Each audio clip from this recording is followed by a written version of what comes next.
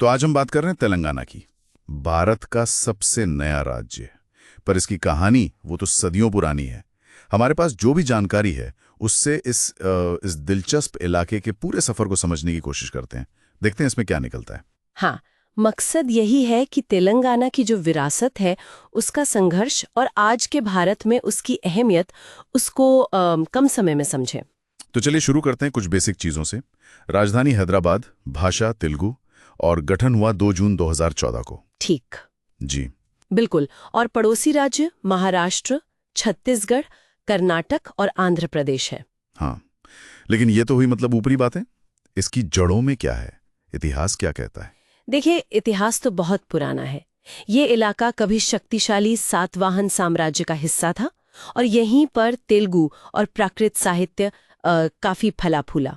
अच्छा, सातवाहन। हाँ, फिर चालुक्य आए, उसके बाद शानदार काकतीय वंश, उनका वारंगल किला, उनके मंदिर, उनकी वास्तुकला तो आज भी देखने लायक है। वाकई। फिर बाद में बहमनी सुल्तान और फिर कुतुबशाही वंश का शासन रहा। हाँ, और कुतुबशाही, उन्होंने ही तो हैदराबाद बसाया था 16वीं सदी में। गोलकोंडा किला, चार मीनार, ये सब। बिल्कुल बिल्कुल, कुतुबशाहियों ने ही बसाया। और हैदराबाद शुरू से ही मतलब संस्कृति और व्यापार का एक बड़ा केंद्र बन गया था। ये दिलचस्प है कि कैसे एक शहर इतनी सदियों तक अपनी पहचान बनाए रखता है। सही कहा। फिर देखिए 18वीं 19वीं सदी में आ गए निजाम। हाँ। हैदराबाद रियासत उस वक्त ब्रिटिश भारत की सबसे बड़ी, सबसे अमीर रियासतों में से एक थी। हाँ, लेकिन अंग्रेजों का सीधा राज नहीं था शायद। नहीं, सीधा राज नहीं था, वो एक संरक्षित राज्य था, एक प्रोटेक्टरेट। अच्छा। और फिर 1947 में भारत आजाद हुआ, तब यहाँ मामला थोड़ा अलग था। निजाम जो थे वो तो हैदराबाद को आजाद रखना चाहते थे। हाँ। वो भारत में शामिल नहीं होना चाहते थे। इसी वजह से फिर 1948 में भारत सरकार को सैन्य कार्रवाई करनी पड़ी, ऑपरेशन पोलो। ऑपरेशन पोलो, हाँ सुना है।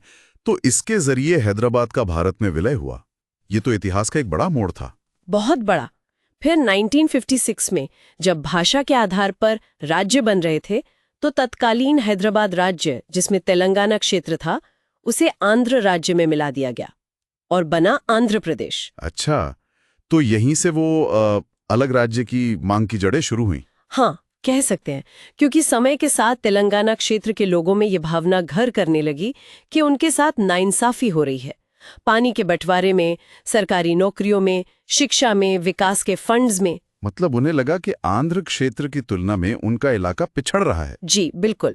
और इसी भावना ने, इसी एहसास ने एक बड़े आंदोलन को जन्म दिया, अलग तेलंगाना राज्य का आंदोलन। और के चंद्रशेखर राव, केसीआर और उनकी पार्टी टीआरएस, वो इस आंदोलन के मुख्य चेहरे बने। हाँ, टीआरएस यानी तेलंगाना राष्ट्र समिति, उन्होंने इस आंदोलन का नेतृत्व किया।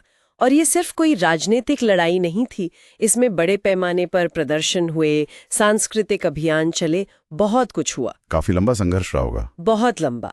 सालों के विरोध, राजनीतिक बातचीत, समझौते, असहमतियां, इन सब के बाद आखिरकार 2 जून 2014 को तेलंगाना अलग राज्य बन गया, भारत का 29वां राज्य।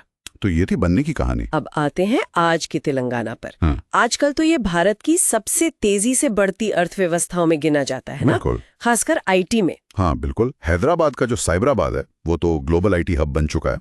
लेकिन सिर्फ आईटी ही नहीं, फार्मा सेक्टर में जीनोम वैली देखिए, वो भी बहुत बड़ा नाम है। अच्छा, जीनोम वैली। हाँ, इसके अलावा कृषि है, टेक्सटाइल है, रियल एस्टेट है, इन सब में काफी तेजी आई है।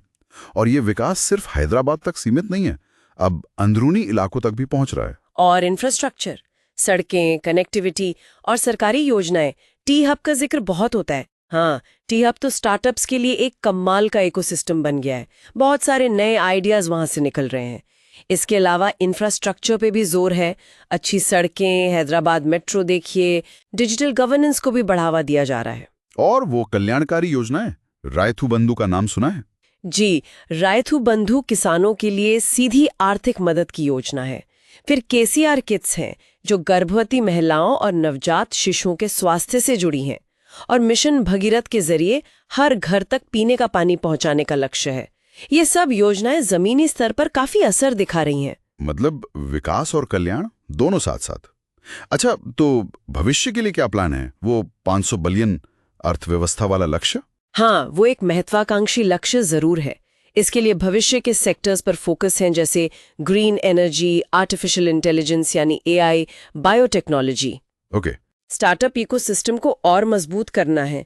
साथ ही ग्रामीण विकास, सिंचाई सुविधाओं को बेहतर बनाना, आदिवासी कल्याण, ये सब भी प्राथमिकता में है। कोशिश यही है कि हैदराबाद एक ग्लोबल शहर और इनोवेशन हब के तौर पर स्थापित हो। तो कुल मिलाकर तेलंगाना की कहानी सिर्फ एक नए राज्य के बनने तक ही सीमित नहीं है। ये अपनी गहरी जड़ों, अपनी विरासत को सहेजते हुए, संघर्षों से सीखते हुए भविष्य की तरफ तेजी से बढ़ने की कहानी है। प्राचीन काकतीय वंश से लेकर आज के साइबराबाद तक का ये सफर वाकई कमाल का है। बिल्कुल। और यहाँ एक सवाल मन में आता है सोचने के लिए, क्या तेलंगाना का ये जो मॉडल है, जिसमें टेक्नोलॉजी पर आधारित विकास और लोक कल्याणकारी योजनाएं दोनों को साथ लेके चलने की कोशिश है, क्या ये भारत के दूसरे राज्यों के लिए भी कोई रास्ता दिखा सकता है, कोई प्रेरणा बन सकता है? ये एक अहम सवाल है जिस पर विचार किया जाना चाहिए।